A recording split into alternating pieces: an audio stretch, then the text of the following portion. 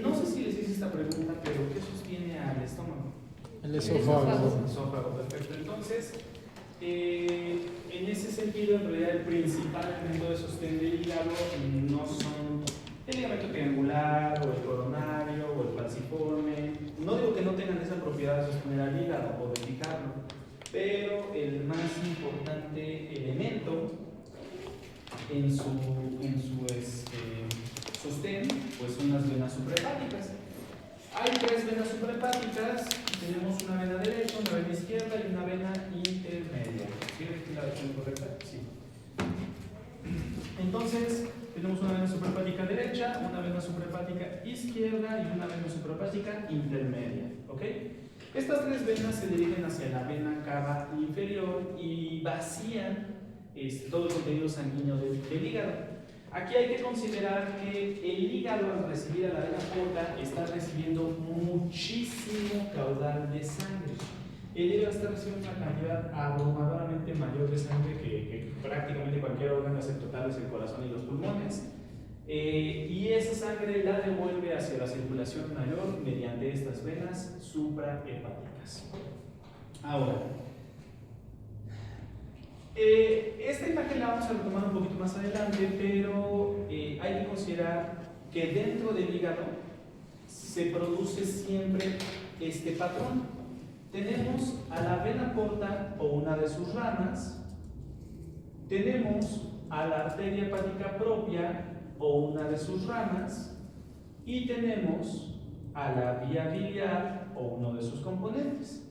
Entonces, aquí pueden ver que dice triada portal. Ahí no me di cuenta de que dejé las letras.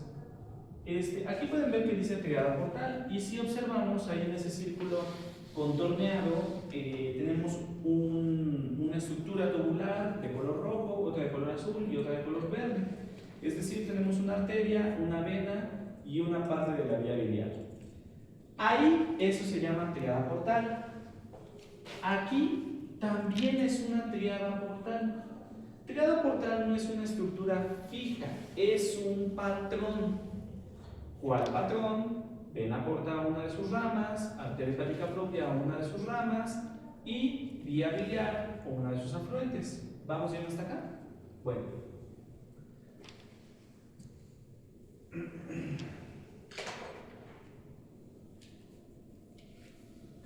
Entonces recordemos, por ejemplo, que incluso fuera del hígado, dentro de esto que es el ligamento hepatoduodenal, dentro va una triada portal, que es el conducto colédoco, la arteria hepática propia y la vena porta hepática. ¿Sale? Bueno, entonces vamos a comenzar a hablar de la vía biliar.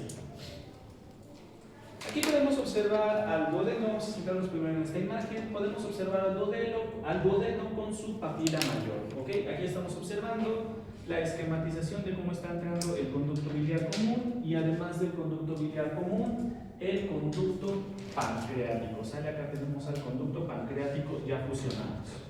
Aquí podemos observar al duodeno completo, a la cabeza del páncreas completa, y se ha dejado la silueta del conducto biliar común y del conducto pancreático y cómo desembocan en el duodeno.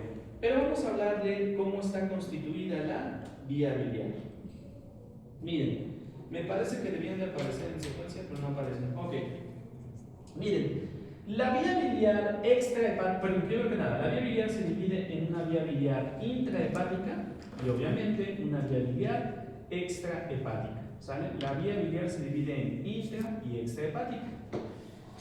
Es importante tener en consideración esto, ¿por qué? Porque hay algunas enfermedades que afectan a la vía biliar intrahepática, ¿ok?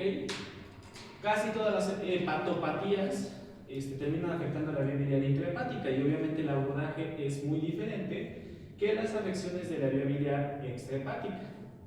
La vía biliar intrahepática tiene muchos conductos.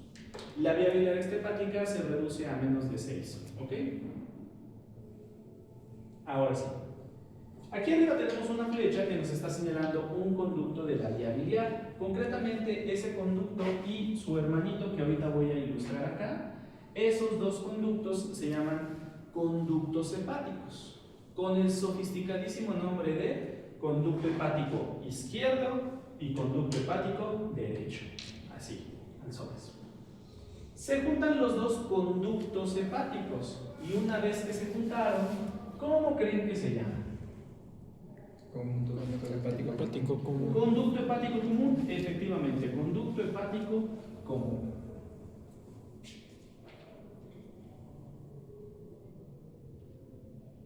Les presento a la vesícula biliar. Entonces, aquí podemos observar este saco que es la vesícula biliar. Vamos a dar un bonito color azul. Aquí tenemos el saco que es la vesícula biliar. Y la vesícula biliar tiene un conducto, ¿sale? Este conducto, primero que nada, se llama conducto cístico, ¿sale? Conducto cístico. Vale. ¿Vamos bien hasta acá? Ahora, si ustedes se dan cuenta, ahorita voy a borrar las anotaciones que están sobre la diapositiva y quiero que observen esta zona, ¿sale? La zona del conducto cístico. La voy a hacer grandota, pero quiero que se concentren en esa zona.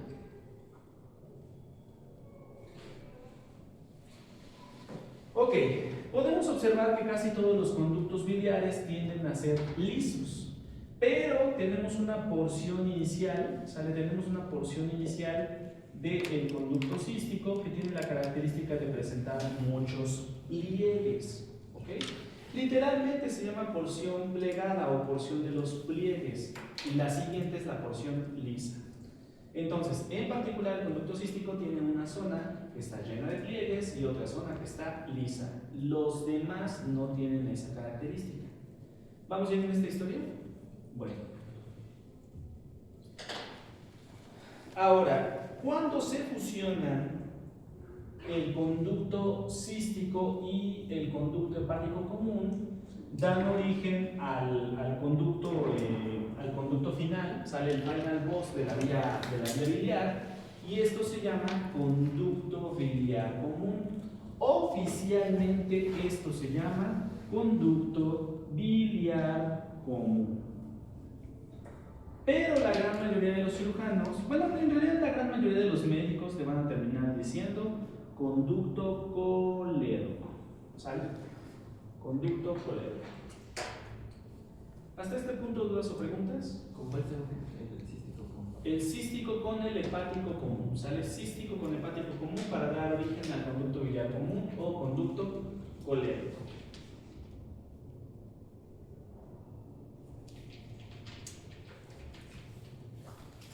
Ahora, el conducto colédoco continúa su trayecto hasta que cerca de su desembocadura en el duodeno se fusiona con el conducto pancreático, ¿sale? Al fusionarse con el conducto pancreático ya no me quedan colores que yo distinga, así que le voy a poner un color rojo. Esto de acá con color rojo es el conducto pancreático, ¿sale? Ahorita ya estamos a punto de hablar de él bien, porque vamos a ver páncreas, pero cuando se fusionan estos dos, oficialmente, ¿sale? Oficialmente adoptan el nombre de... ya estaba al máximo, ¿ok? Cuando se fusionan estos dos, oficialmente adoptan el nombre de ámpula, ¿sale? Cuando se fusionan los dos, adoptan el nombre de ámpula. Ámpula de un conducto que viene del hígado y ámpula de un conducto que viene del páncreas. Entonces se llaman ámpula hepato-pancreática. ¿Sale? Ámpula hepato-pancreática. Y ya es el ámpula hepatopancreática la que oficialmente desemboca en duodeno. ¿Sale?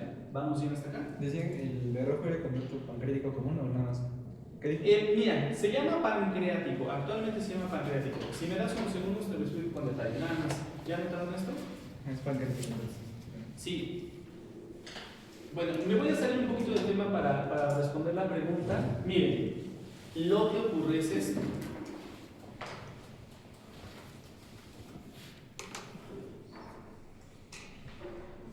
Por cuestiones históricas, a todo este conducto que voy a marcar ahorita con morado, todo este conducto, se le llamó conducto pancreático mayor o conducto pancreático común o conducto de Wilson, por su epónimo, ¿ok?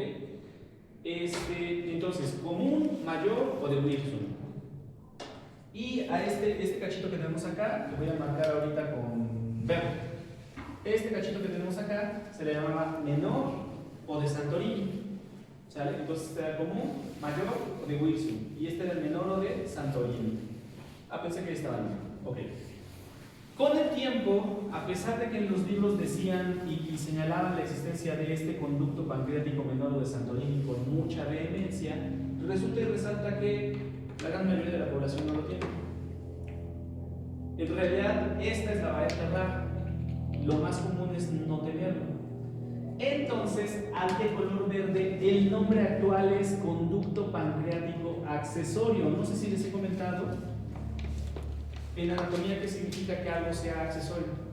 Que no está presente. Que es inconstante. Entonces, si este ya no es conducto pancreático mayor, este ya no se necesita, perdón, menor, si este ya no es menor, este ya no necesita llamarse mayor ni común. Se quedó a secas, conducto pancreático. ¿Sale? Ahora, a mí me pasa con este conducto como me pasa con el colédoco. Oficialmente se llama conducto biliar común, pero la neta yo no lo aprendí como colédoco, entonces a veces me cuesta trabajo quitarme esa muletilla, si lo quieren. ¿Vamos a ir hasta acá? Sí, Gracias.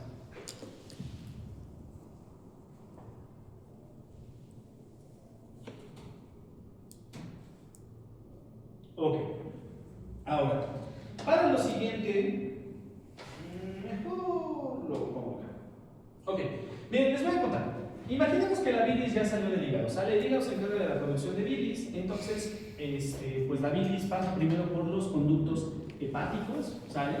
Y después de pasar por los conductos hepáticos, pues pasa por el conducto hepático común. Perfecto. Después de pasar por el conducto hepático común, se junta con la bilis que viene de la vesícula biliar y pasa por el conducto colédoco o conducto biliar común. Y finalmente tendría que desembocar en el duodeno. Perdón, aquí me quedó feo. Tendría que desembocar en el duodeno. Pero ¿qué creen? Resulta y resalta,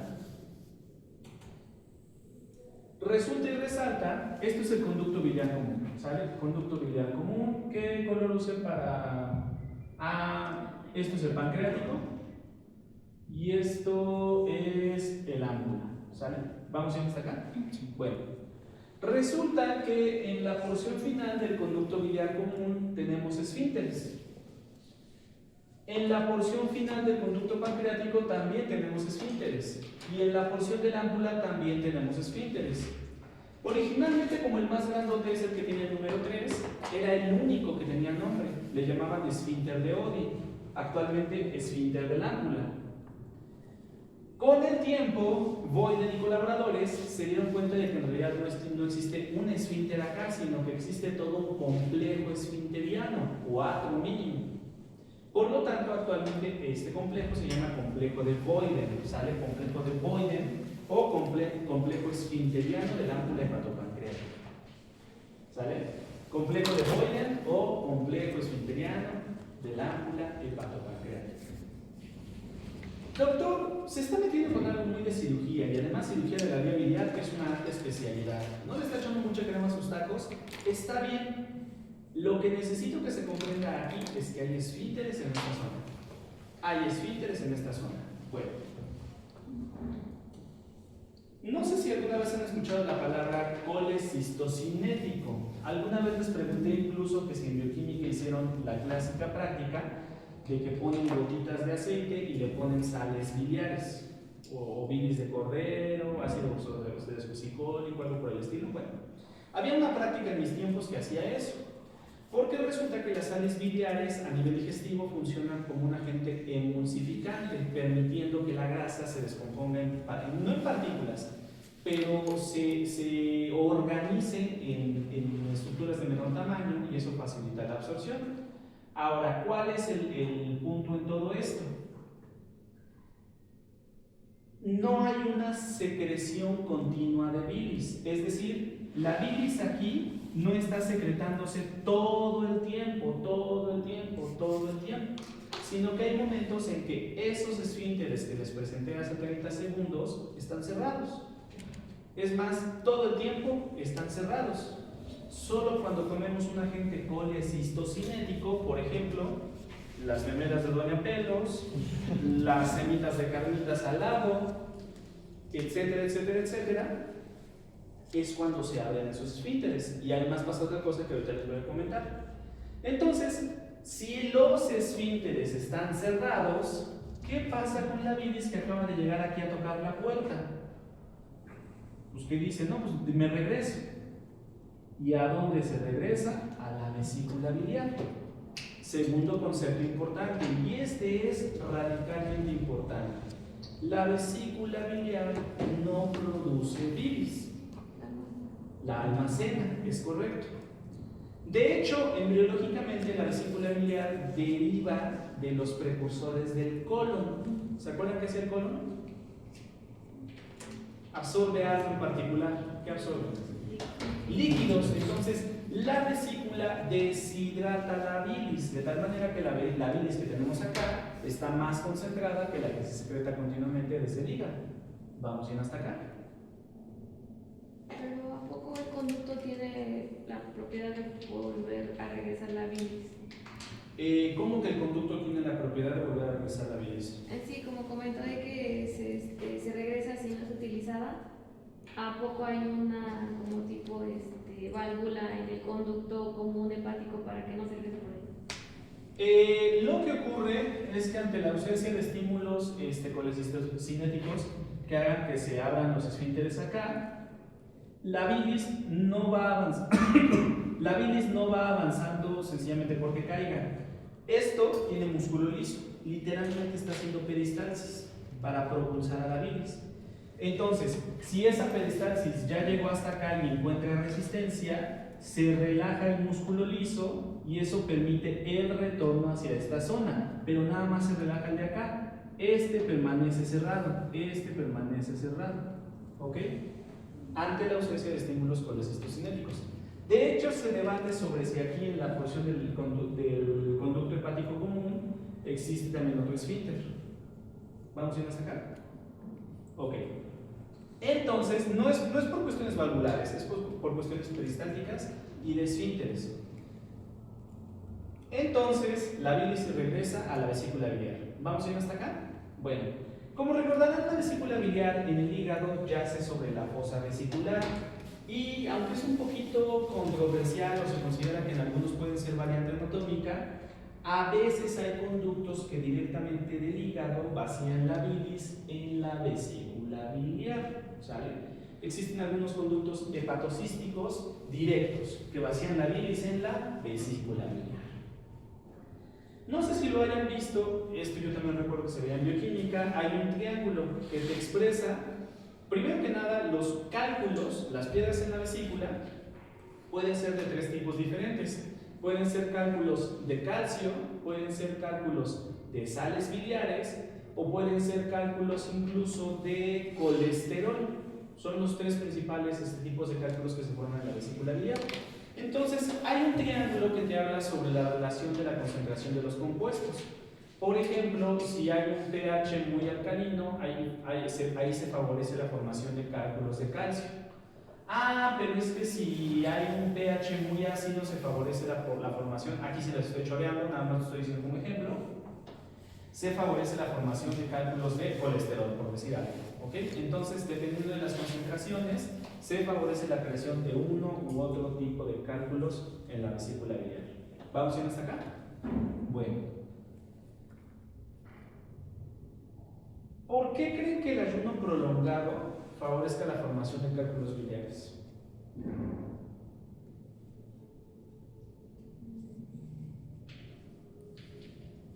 ¿Qué quedamos que hacía el colon? De líquido. La vesícula biliar, aunque muy simplificado, ¿qué hace? Absorbe líquido. Y si no hay un estímulo colecistocinético, ¿qué pasa? Absorbe líquido. Y si sigue sin haber un estímulo colecistocinético, absorbe más líquido. Hasta que de plano le quita tanto líquido que favorece el ambiente o el microambiente de formación de piernas. ¿Sale? Entonces, También los ayunos prolongados favorecen a la formación de los litos biliares. ¿Vamos bien hasta acá? Bueno. Pero vamos al ejemplo contrario.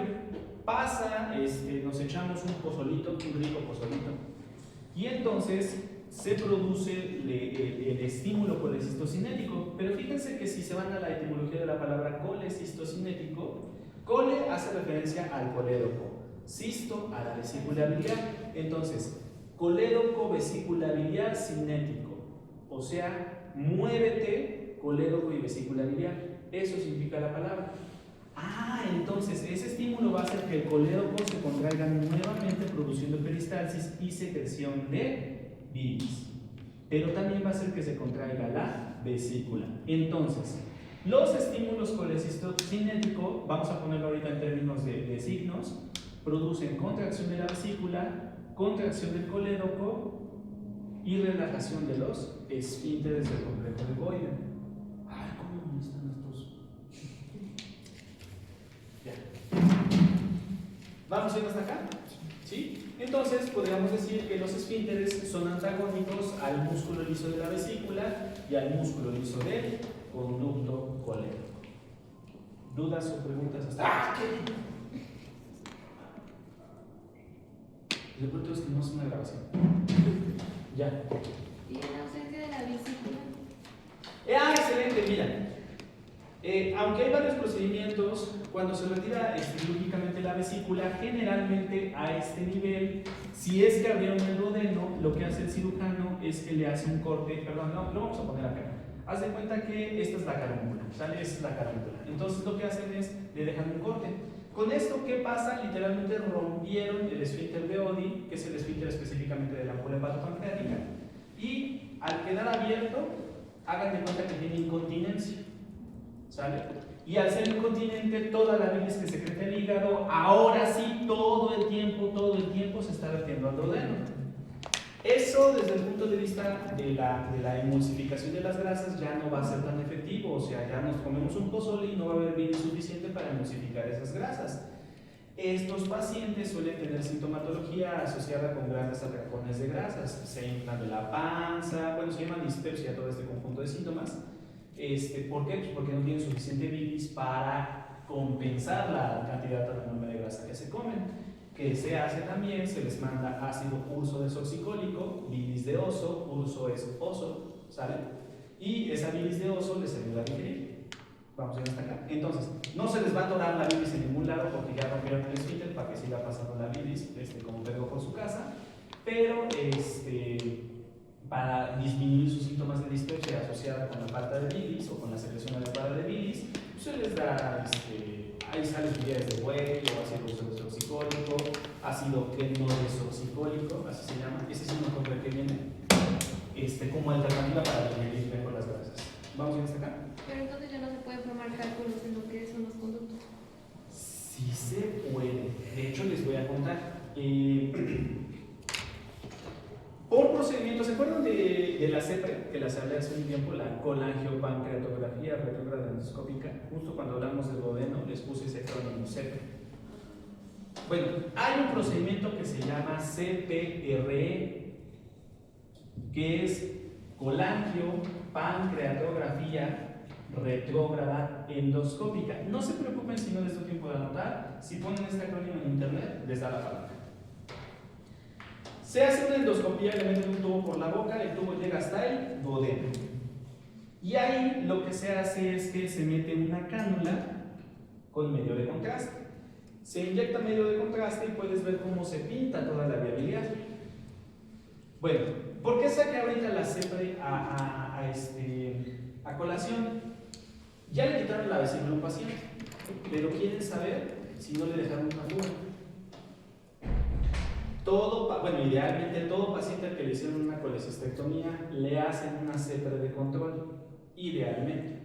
La CEPRE de control, ¿qué hace? Pues te checa que no tengas una fuga por la vía biliar o que aquí no tengas una constricción, pero además la CEPRE lo que busca es verificar que no se haya quedado atrapado ahí alguna piedra. Si le quitaron la vesícula biliar, seguramente es porque hubo una obstrucción del cístico o del cuello de la vesícula. Entonces, por eso le quitaron esto. Pero a lo mejor una piedra quedó por acá Hacemos la CEPRE para corroborar también que la vía sea permeable. Vamos a ir hasta acá. Entonces, pueden quedar atrapados per se litos. Y en raras ocasiones, pero sí se llegan a formar litos solamente en la pura viabilidad. ¿Sale? Vamos a ir hasta acá. De hecho, a veces los pacientes, oiga, me quitaron la vesícula, pero me duele igualito. Se ganó su CEPRE y le hacen la CEPRE y un litito así, chingaderita de nada, pero está obstruyendo ni modos. A veces con la misma CEPRE incluso sale, y si no, cirugía. ¿Sale? Vamos a ir hasta acá. Y el cólico biliar se da a la altura ¿cómo se llama el conducto? ¿El de los pliegues? ¿O se da, el cístico? ¿O se da a la altura de la ámpula? Tengo un poquito de duda con la forma en la que elaboraste la pregunta. El cólico biliar se da, es un dolor en forma de cinturón arriba de la altura de la cicatriz umbilical. Eso es lo que yo entendería por se da el dolor. Ahora, el dolor ocasionado en la vesícula biliar o en la vía biliar extrahepática se proyecta como cólico biliar. En otras palabras, si te duele la vesícula, te duele el colédoco, te duele el conducto hepático común o te duelen los conductos hepáticos derecho o izquierdo o el cístico, te duele en cólico biliar.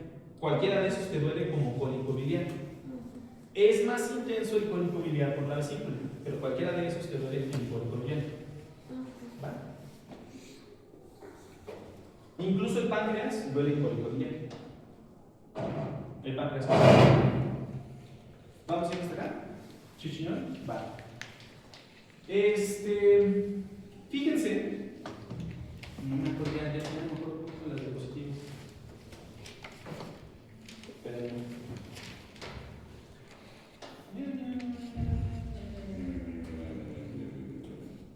Ahí está. Luego critican mis números feos, pero fíjense que aproximadamente un 70%, si quieren generalizarlo, 3/4 partes de los litos, las piedras en la vesícula, que se llegan a atorar y a obstruir a la vesícula biliar, lo hacen en el cuello de la vesícula biliar, que ahorita lo vamos a ubicar bien, o lo hacen en el cístico, específicamente en la parte plegada. ¿Sale? Vamos a ir hasta acá. Y esto está bien chido. Es genial que el 70% se atore ahí y que te tengan que quitar la vesícula. Van a decir ustedes, oiga doctor, no la muele, porque está genial eso. Es que si lo pensamos en retrospectiva, imagínense, aquí hay una piedra, ¿no? Pues el 70% de las piedras se atoran ahí. ¿Qué hacemos? Quitamos la vesícula y el paciente en la tarde ya se fue a su casa. Pero pensemos que no estamos en ese 70%, pensemos que estamos en un pequeño porcentaje y se atora ahí la piedra. ¿Qué ocurre? Primero, la sintomatología en la vesícula va a ser muy insidiosa, no va a tener un el claro cólico biliar, etc. ¿Sale? Eso es lo primero. Pero ¿a qué otro órgano estaría afectando aparte de la vesícula biliar? Al hígado. Al hígado. Este paciente se pone amarillo, se pone ictérico porque no tiene obstrucción de la vía biliar. Esa bilis no se va a regresar solo a la vesícula biliar, se va a regresar ahora sí hacia el hígado. Y del hígado, como el hígado no tiene capacidad para almacenar la bilis, se regresa a la sangre. Entonces tenemos una ictericia, pero de tipo obstructivo. Que por cierto ahí se diferencia con bilis conjugada o no conjugada. La hepatopatía pura da aumento de la bilis no conjugada. La hepatopatía obstructiva da aumento de la bilis conjugada, porque ya está lista para echarse esa bilis. Vamos a ir hasta acá. Entonces, el 30% de la población tiene el riesgo de que se le atore una piedra ahí y ya valió gorro hasta su hígado. Digo, le quitan la piedra y ya todo mejora, pero se dan cuenta de cómo es más catastrófico. Pero vamos a un ejemplo todavía más catastrófico. Se le atora acá la piedra en el ámbula hepatopancreática. Entonces, se ve afectada la vesícula, se ve afectado el hígado y además se ve afectado el páncreas. Estos pacientes incluso pueden llegar al área de urgencias porque te están haciendo una pancreatitis aguda. Son pacientes que como sus jugos pancreáticos nuevamente se están regresando, su páncreas se está digiriendo solo. Terminen cuidados intensivos el paciente. Y además, estos pacientes, lo más hilarante es que pueden hacerle la CEPRE y algunos nomás con la CEPRE le dan el cortecito para que el esfínter se vuelva incompetente, sale la piedra como nuevo el paciente, siempre y cuando se haga rápido. No se hace rápido, vale, luego tendrán cuidados intensivos. Vamos a ir hasta acá. Incluso hacen diabetes, o sea, ya después como secuela hacen diabetes porque pues, el páncreas ya no existe. Vamos a ir hasta acá. Entonces, 70% se atora en la región del cuello de la vesícula y en la región de los pliegues o pliegues espirales. Y eso en realidad es positivo. Claro que en realidad no quisiéramos que se atorara o nunca se tapara la vía biliar, pero es positivo que el 70% de los casos solo sea ahí, porque los otros tienen peor pronóstico y sintomatología más irregular. Vamos en este momento. Chichinón, va. Vamos a hablar un poquito de las partes de la vesícula, pero vamos a apoyarnos ahorita del texto. Déjenme buscar una imagen más limpia nada más. ¿No? Yo recuerdo que tenía una donde marqué los cachos de la vesícula. En fin, ya no sé lo que hago. Fíjense que la vesícula literalmente se dice saco, o sea, se traduciría como saco o es un sinónimo de la palabra saco. Y recuerden que los sacos tienen un fondo. Por ejemplo, el estómago tiene forma de saco y tiene un fondo gástrico, pues la vesícula tiene un fondo de la vesícula. Ahora, además de esto, tenemos un cuerpo vesicular. Si se acuerdan, el estómago también tenía un cuerpo del estómago. Nada más que aquí ya las nuevas porciones ya no se llaman idéntico. Después de este cuerpo tenemos al infundíbulo, sale al infundíbulo de la vesícula y finalmente tenemos un sitio de estrechamiento el cual denominamos cuello vesicular. Justamente por ser un estrechamiento es que ahí se pueden atorar con cierta facilidad los litos biliares. Vamos a instalar.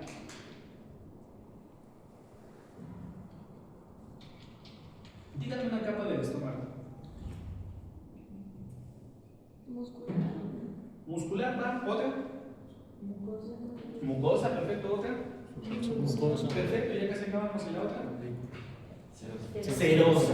Bueno, pues la vesícula biliar, al venir de precursores embrionarios que forman el tubo digestivo, adivinen qué capas tiene la vesícula biliar. Serosa, muscular, submucosa y mucosa. ¿Sale? ¿Vamos a ir hasta acá? Bueno.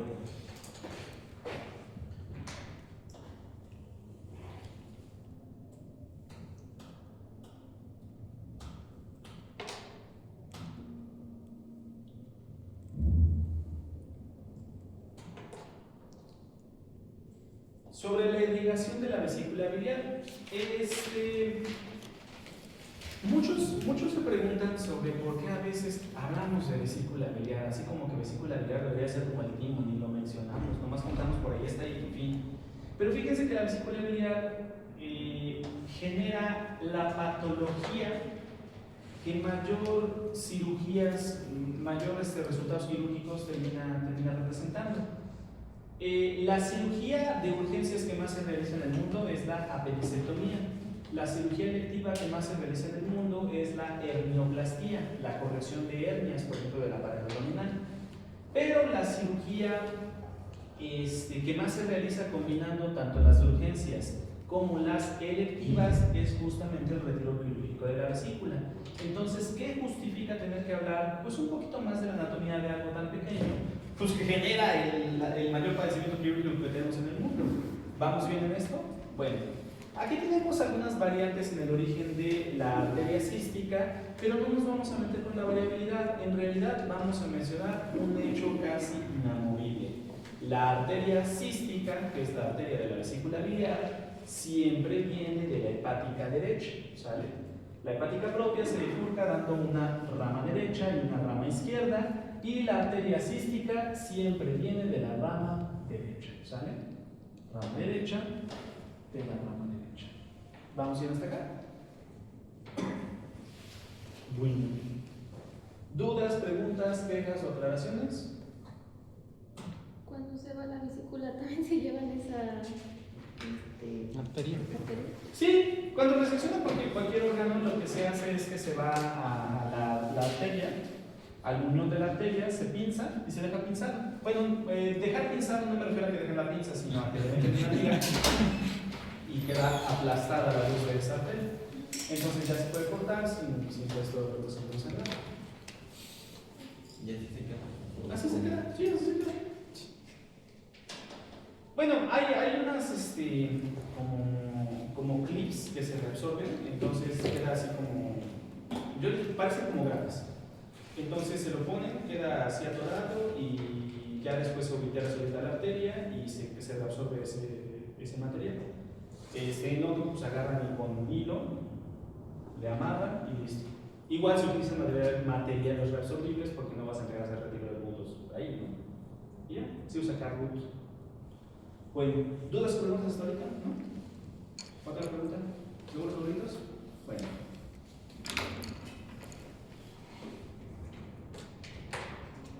Vamos a hablar del páncreas.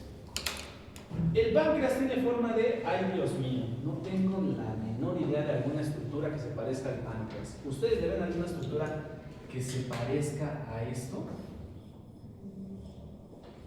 ¿Conocen alguna estructura que tenga una forma similar? Parece un gancho. Pues justamente está bueno que le hayas dicho gancho, porque resulta y resalta que el páncreas tiene 4 porciones principales y una porción accesoria. Miren, aquí trace 2 líneas. Primero que nada, ¿cuál es la estructura anatómica que me guía para trazar esas líneas? ¿Saben cómo se llama esta arteria? Spoiler, atraviesa el diafragma, es la más grande del cuerpo. La aorta, bueno, entonces esas líneas aproximadamente son los bordes de la aorta, su borde izquierdo y su borde derecho. ¿Vamos bien? Bueno, gracias a esas líneas entonces tenemos una primera porción que es la cabeza. Entre las 2 líneas tenemos al cuello. Después del cuello tenemos al cuerpo.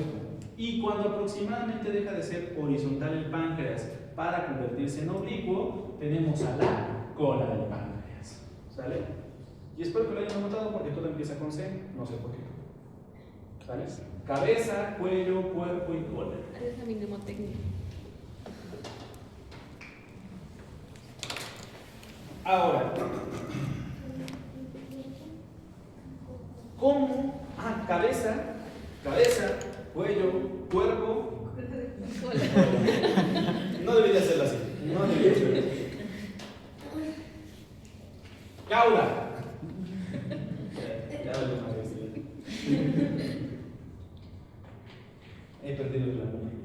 Bueno, ahí, ¿cómo se dice con forma de gancho en latín? Híjole. Bueno, les voy a contar algo. Aunque sí existe una palabra para decir con forma de gancho, la verdad es que casi siempre evitamos decir literalmente con forma de gancho. Entonces, esta forma, como a qué letra les recuerdo. La U. Bueno, la C es así, pero así. ¿Sale? Entonces, en vez de decir literalmente con forma de gancho, le decimos uncinado, que significa con forma de U. ¿Sale? ¿Vamos bien hasta acá? Hay muchas estructuras en el cuerpo que están uncinadas, o sea que tienen forma de gancho, pero por alguna razón que yo todavía no entiendo, prefieren decirle uncinado. ¿Sale? En vez de forma de gancho, uncinado. Y de hecho, ahí tiene razón en que se menciona que el páncreas tiene forma de anzuelo de pescar. Bueno, el proceso uncinado es una parte secundaria del páncreas. Las partes principales son, ya ustedes, ¿sale? Cabeza, cuello, hasta ahí lo dejamos. Cuerpo, cabeza. ¿Sale? Bueno, habíamos quedado hace varias sesiones que el páncreas tiene una estrecha relación con el duodeno. ¿Se acuerdan del dato ahí envolviéndola? Bueno, si se fijan bien, el proceso uncinado también queda atrapado por las mismas estructuras que se relacionan con la tercera porción del duodeno. ¿Cuál es la relación anatómica más importante de la tercera porción del duodeno? La pinza automesentérica. Entonces, el proceso uncinado también queda en medio de la pinza automesentérica. ¿Sale?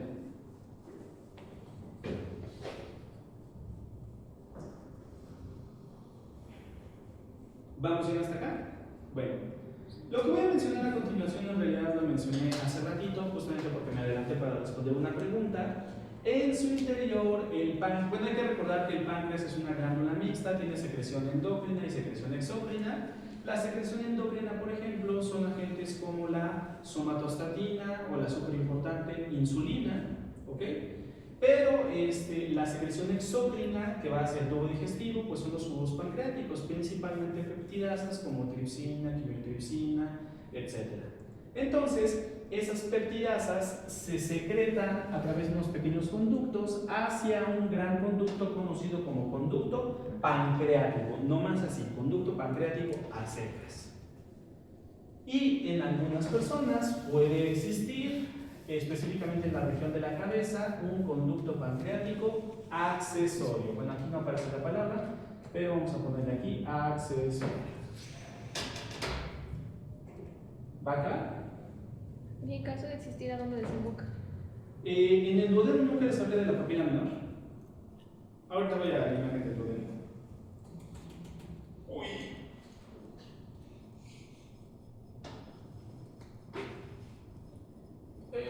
Nada más déjenme agarrar otro color. Esta es la papila mayor. ¿Sale? Bueno. ¿Cuándo existe aquí una papila menor?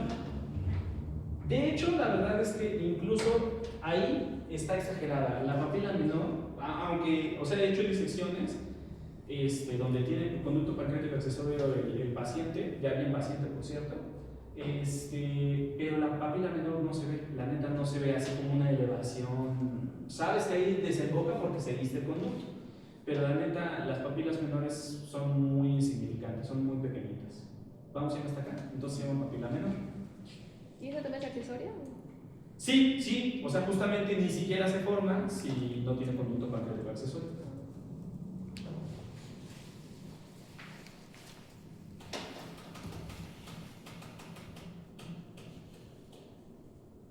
Bueno, esta segunda imagen tiene como propósito, además de observar a los conductos pancreáticos, mostrar ahora la relación anatómica más estrecha, pero de la cola del páncreas, ¿sale? Entonces, observamos que hacia uno de los extremos, la cabeza del páncreas se vincula con el duodeno, pero en el extremo contrario, la cola del páncreas está estrechamente vinculada con el espleno o vaso, ¿sale? Y la última imagen que habla sobre relaciones anatómicas estrechas.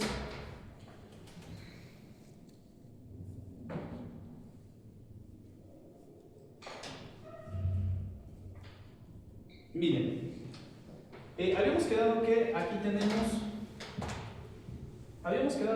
tenemos los bordes de la aorta, pero aquí hay un vaso que sale de la aorta en su parte anterior. Quisiera que se esfuercen para reconocer qué vaso sanguíneo es este. ¿Qué vaso sanguíneo es? El tronco El celíaco. tronco celíaco, ¿sale? ¿Qué arteria da hacia el lado derecho? La hepática común. ¿Qué arteria da hacia el lado izquierdo, hacia arriba? La gástrica izquierda. Gástrica izquierda. Y por último, de hecho su rama más grande, ¿qué arteria da que se dirige hacia el espleno? Ya que si les dije el nombre, ¿qué arteria? La arteria esplénica. La esplénica. Bueno, entonces noten que la arteria esplénica en todo su trayecto va prácticamente por arriba del páncreas. Prácticamente va descansando arriba del páncreas, en toda su extensión. Esa arteria tiene una relación más estrecha con el páncreas que con el vaso. ¿Vamos bien hasta acá?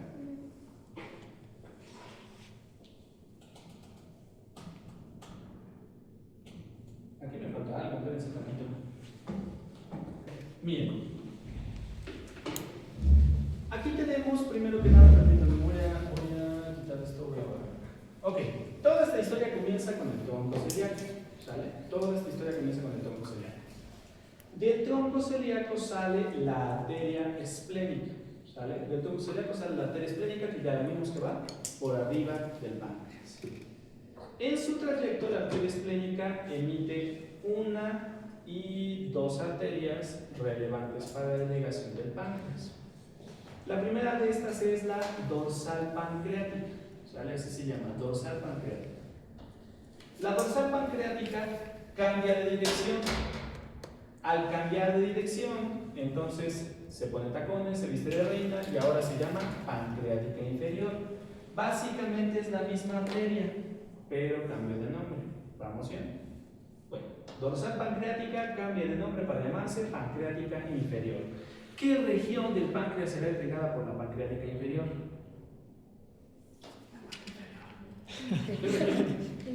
La parte inferior, exactamente, chicos. Bueno, por otro lado, más o menos a mitad de su trayecto, la esplénica emite sobre el páncreas a la arteria pancreática magna. Como su nombre nos lo dice, el magno nos está ya indicando, nos está haciendo sospechar que esta es una arteria muy grande comparada con las demás. Y finalmente, esta arteria pancreática magna también le envía sangre al sistema de la pancreática inferior. Finalmente, la pancreática inferior cambia de dirección y se convierte en la arteria de la cola del páncreas. La arteria de la cola del páncreas regresa hacia la esplénica. ¿Ok? Entonces, arriba la esplénica, abajo la de abajo del páncreas. Y después tres arterias que, si se dan cuenta, más o menos coinciden con región del cuello, región del cuerpo y región de la cola. En la región del cuello, la dorsal pancreática; en la región del cuerpo, la pancreática magna; en la región de la cola, la arteria de la cola del páncreas.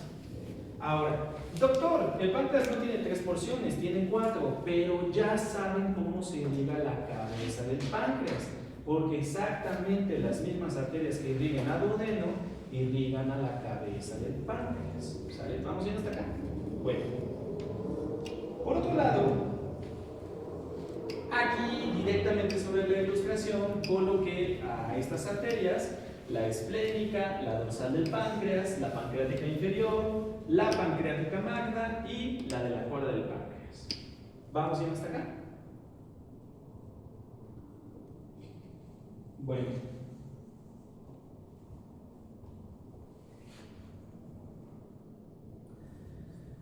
Cuando la arteria dorsal del páncreas va a cambiar de dirección para transformarse en arteria pancreática inferior, se forma un arco anastomótico. ¿Qué color es? ¿Es rojo? ¿Sí? Sí. Entonces, simplemente se llama rama anastomótica, ¿sale? Este arco anastomótico, su nombre es rama anastomótica, que podríamos decir que es una rama terminal de la dorsal del páncreas. El nombre quizás no es lo importante, pero el concepto que hay detrás es lo importante. El sistema de irrigación de cuello, cuerpo y cola del páncreas tiene unión con el sistema de irrigación de la cabeza del páncreas gracias a este arco anastomótico. Entonces, lo relevante quizás no es el nombre, sino el concepto. Los dos sistemas de irrigación terminan quedando unidos. ¿Hasta este momento dudas o preguntas? En la siguiente imagen estamos observando desde atrás, obviamente las relaciones de lados están invertidas, este es el lado derecho, este es el lado izquierdo, arteria esplénica, dorsal pancreática, pancreática inferior, pancreática magna, y en la imagen se ve la mesentérica, pero no más porque está cerquita, ¿sale? Es nuevamente el tú y esa nuestra familia, ¿sale? Salió en la foto, pero esa no pertenece a esta parte de la irrigación, ¿vale? Bueno, no sé por qué se borraron estas diapositivas. Qué bueno que guardé el historial de lesiones. Bueno.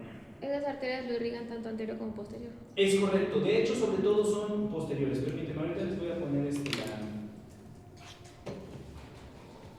Ahorita que se hicieron translúcidas, se darán cuenta de que la dorsal, la pancreática magna y la de la cola del páncreas se ven translúcidas. ¿Eso qué quiere decir? Que de hecho van atrás, ¿sale? Sobre todo irrigan atrás. Ahora, el páncreas, entre comillas, es tan delgado que aunque transcurren por detrás, alcanzan vascularmente hasta la parte de adelante, pero las arterias transcurren por atrás. ¿Sí queda claro esto? Sí. Vale.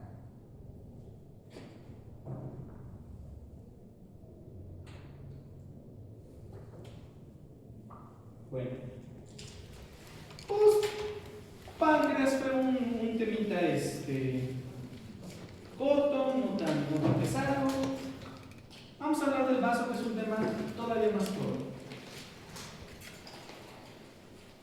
Desde el punto de vista anatómico, el vaso no es un tema demandante, que inmunológicamente tiene mil y un propiedades que, bueno, llegan en inmunología para platicar de eso, pero ahorita, como estamos en anatomía, la primera característica a destacar de la constitución externa del vaso es que este tiende a ser representado con una forma arriñonada. Muchas veces las personas lo ven y dicen que parece un riñón, pero no. De hecho, el nombre de espleno hace referencia a vendaje o compresa, haciendo referencia a que este órgano parece un vendaje o una compresa. La neta, yo no le veo esa forma, pero eso es lo que dicen los libros. Por otro lado, en su apariencia externa, el vaso tiene una característica que les mencioné cuando hablaba de estómago, y es que la arteria esplénica y la vena esplénicas no se ramifican dentro del vaso, sino que se ramifican fuera de este, ¿sale? Entonces, afuera del vaso tenemos una amplia ramificación por parte de las ramas de la arteria esplénica o de las afluentes de la vena esplénica. Ahora, al ser la contraparte anatómica del hígado, el vaso también tiene una superficie que contacta con el diafragma, es decir, tiene una superficie frénica, y tiene una superficie que contacta con las vísceras, es decir, tiene una superficie visceral. La superficie frénica es predominantemente convexa, mientras que la superficie visceral es predominantemente cóncava. ¿Vamos bien hasta acá? Bueno, no sé si se los mencioné el hígado, pero por si las playas me permito decirlo de nuevo, el hígado está contorneado por una cápsula fibrosa que se llama cápsula fibrosa perivascular o cápsula de Gleason. ¿Vamos bien hasta acá? Si no lo mencioné, lo vuelvo a mencionar. Si no lo mencioné, lo estoy mencionando. Y si lo mencioné, no importa, lo repito. El hígado tiene una cápsula fibrosa que lo rodea, que se llama cápsula de Gleason, y esa cápsula se mete acompañando a la tríada portal, formando ahora una envoltura perivascular. ¿Ok? Bueno, ¿por qué lo saco a colación? El vaso también tiene una cápsula fibrosa periférica, pero en el caso del vaso, esa cápsula no se mete. En otras palabras, el hígado está envuelto por fuera y por dentro, pero el vaso solo está envuelto por fuera. ¿Vamos a ir hasta acá? ¿Vamos a ir hasta acá? Sí. Bueno. Fíjense que eso hace que el vaso sea un órgano más friable. El vaso es un órgano que se puede romper con relativa mayor facilidad. Por ponernos en contexto, algo relativamente inocuo lo dicen las estadísticas de los servicios de urgencia de los Estados Unidos. Aproximadamente una vez cada 3 semanas, los servicios de urgencias de Estados Unidos reciben a un paciente por estallamiento de vaso. Y la segunda causa más frecuente que puede producir estallamiento de vaso, de acuerdo a las estadísticas, aunque no me acuerdo completamente en qué estado de Estados Unidos, pero es tener relaciones sexuales. Tener relaciones sexuales es la segunda causa más frecuente de estallamiento de vaso en algunos servicios de urgencias en Estados Unidos. Entonces, dense cuenta de lo relativamente fácil que es que se rompa el vaso. Ahora, ¿cuál es la causa número 1? Bueno, hay una infección que se llama mononucleosis, que a casi todos les da y es como una vil gripe. Pero en algunos pacientes la mononucleosis puede producir como consecuencia estallamiento del vaso. ¿Sale? ¿Vamos bien hasta acá? Bueno. En su interior, el vaso tiene unos tabiques o unos lobulillos. Pueden observar ustedes, denme un segundo. Pueden observar ustedes aquí estos pequeños islotes. ¿Estamos de acuerdo?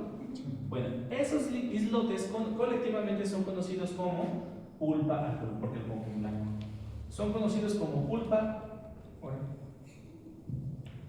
blanca, ¿sale? Pulpa blanca.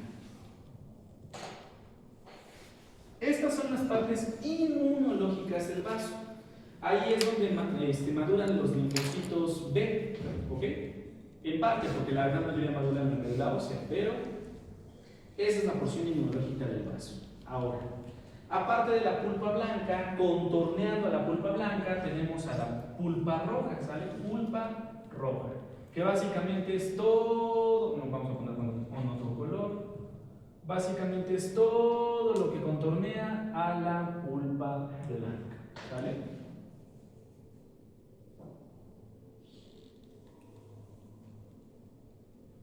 ¿Vamos yendo hasta acá? Entonces, la pulpa roja es más abundante, contornea los islotes de pulpa blanca. ¿Vamos yendo hasta acá?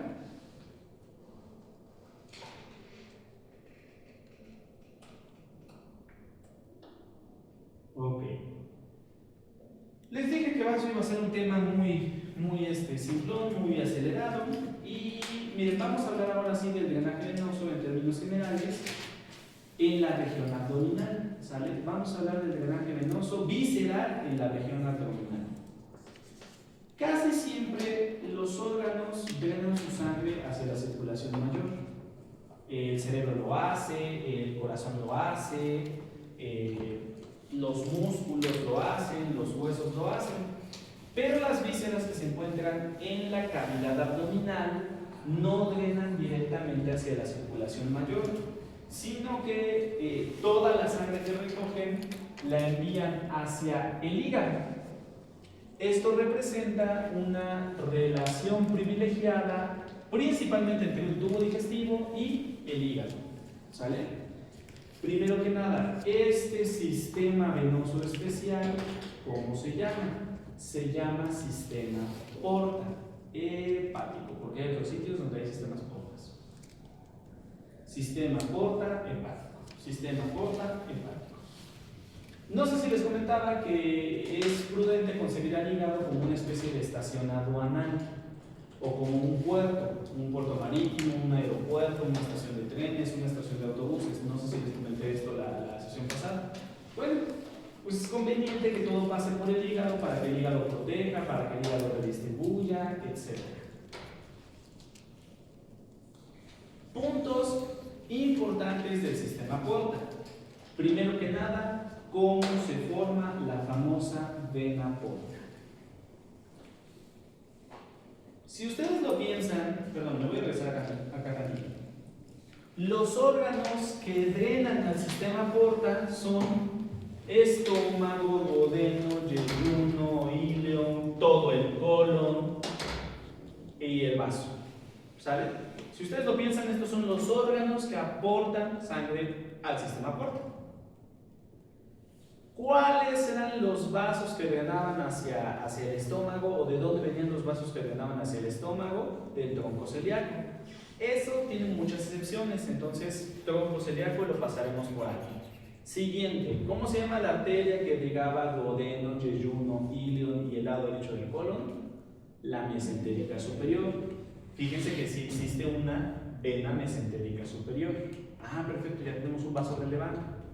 ¿Cómo se llama el vaso que irriga el lado izquierdo del colon? La vena mesentérica inferior. Ya tenemos el segundo vaso importante. ¿Cómo se llama la arteria que irriga al vaso? Pues es la arteria esplénica. Y fíjense que sí tenemos una vena esplénica. Ya tenemos al tercer vaso venoso importante. La vena mesentérica inferior drena hacia la vena esplénica. La vena esplénica, ya que recogió la sangre de la vena mesentérica inferior, continúa su trayecto y detrás de la cabeza del páncreas, esta es la vena esplénica, detrás de la cabeza del páncreas se junta con la mesentérica superior. Y en ese momento dan a luz a un bonito bebé llamado vena porta. ¿Sale? Vena porta. ¿Vamos bien hasta acá? En esta imagen, nada más enfatizo que la imagen está de espaldas. Entonces, esto es derecho, esto es izquierdo en esta imagen. ¿Sale? Vena mesentérica inferior, vena esplénica, vena mesentérica superior y finalmente la vena porta. ¿Vamos bien hasta acá? Bueno. Ahora, Primer concepto importante, primero, la existencia del sistema porta, que este representa una relación privilegiada entre tubo digestivo e hígado. Segundo punto importante, cómo se forma la vena porta. Tercer punto importante, ¿dónde se forma la vena porta? Atrás de la cabeza del páncreas. Atrás de la cabeza del páncreas. Y el cuarto punto importante, miren, hay algunos sitios donde el sistema venoso que drena hacia la vena porta establece conexiones con las venas de la circulación mayor. Y esas conexiones se llaman anastomosis portocavas. Hay 4 sitios que son particularmente importantes en estas conexiones, ¿sale?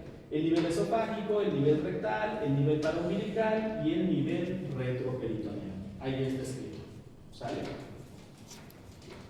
Ahora, esto fíjense que no es relevante en condiciones normales. En ustedes que están sanos, sanitos, sanotes, no tiene importancia esto. Pero ¿qué ocurre, sale? ¿Qué ocurre si algo obstruye el retorno de sangre a través del sistema porta? Ya sea porque la vena porta no puede, o porque el hígado le pasa algo, o porque incluso a la vena cava inferior le pasa algo. Estas anastomosis portocavas pueden funcionar como vías alternativas para el retorno de la sangre. ¿Sale? En vez de mandar la sangre al hígado, que la manda a las suprahepáticas y que eso lo devuelva a la vena cava inferior, estas son vías alternativas. Y cuando comienzan a utilizarse como vías alternativas, pues resulta que estas anastomosis portocavas son chiquitas. Por lo tanto, las venas que las constituyen se sobrecargan y forman unas dilataciones que se llaman varices. Por ejemplo, aquí tenemos una endoscopía de esófago y todos pueden ver una venototota ahí. ¿Qué es eso? Es queso y una varice esofágica. ¿Sale? ¿Vamos bien hasta acá? ¿Y qué creen? Las varices esofágicas casi siempre reflejan una hepatopatía, una alteración hepática. El paciente con cirrosis hepática, el paciente con secuelas de hepatitis B, el paciente que está cursando hepatitis A, varices esofágicas, porque las alteraciones hepáticas dificultan el retorno de la sangre y la sangre tiene que buscar por dónde. Y encima de todo, pobrecito paciente con hepatopatía, esa varice esofágica se puede romper con facilidad y sangrar. Y sangran con ganas. ¿Vamos bien hasta acá? Ahora, el esófago es el extremo superior. Aileen, hace rato me preguntabas, recuérdame cómo se llama el extremo inferior del tubo digestivo. El extremo inferior del tubo digestivo, la relación con el estómago. No, me preguntaste, doctor, no hemos visto ese tema. Ah, recto. Exacto, entonces también podemos tener varices rectales y del canal anal. En realidad están en el canal anal. Pero estas tienen nombre propio. ¿Cómo le llamamos a las varices anales? Hemorroides. ¿Sale? Que generalmente, como todavía están recubiertas de mucosa, no se ven tal cual como varices, sino que se ven como saquitos. ¿Sale? Pero son ¿qué? Varices anales. Estas hemorroides también se pueden romper, pueden sangrar y también, por ejemplo, vamos a un ejemplo un poquito atípico de una persona que entre comillas está sana pero que tiene dificultad para regresar sangre hacia el sistema porta. Mujeres embarazadas. Las mujeres embarazadas, el producto está aplastando su vena porta. Eso dificulta el retorno de la sangre por el sistema porta. Se sobrecargan esos sistemas alternativos. Muchas mujeres embarazadas terminan el embarazo con hemorroides porque el producto dificultaba el retorno por el sistema porta. ¿Vamos bien hasta acá? Ok. Entonces, esofágicas, rectales. Ahora, en casos bien cañones, ya casos de mucho tiempo de evolución, pacientes cirróticos de anísimos, ¿no? Pacientes que eran bien tomadores y están súper cirróticos.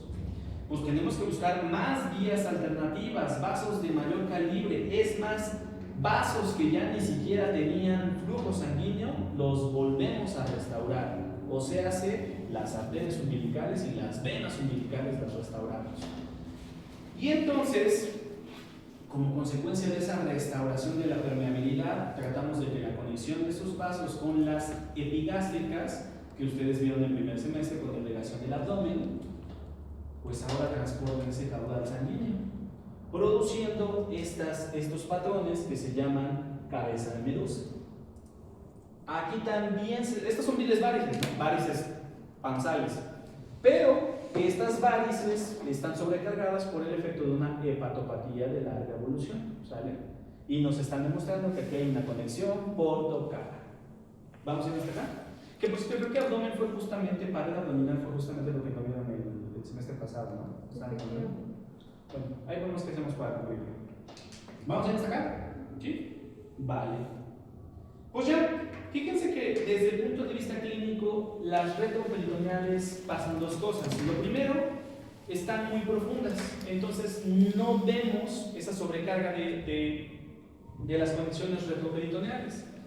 Pero además, los tejidos que rodean a las anastomosis retroperitoneales, por ejemplo, alrededor del colon, alrededor del páncreas, alrededor de la vesícula biliar, perdón, alrededor del hígado, como están en sitios que no son tan elásticos, no se suelen sobrecargar tanto. En otras palabras, en las anastomosis portocavas retroperitoneales no se suelen formar varices porque no lo permiten. Su estructura no es tan elástica. ¿Vamos bien en esto? Vale.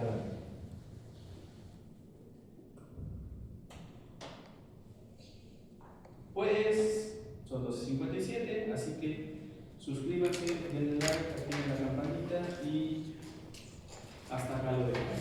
¿Sale?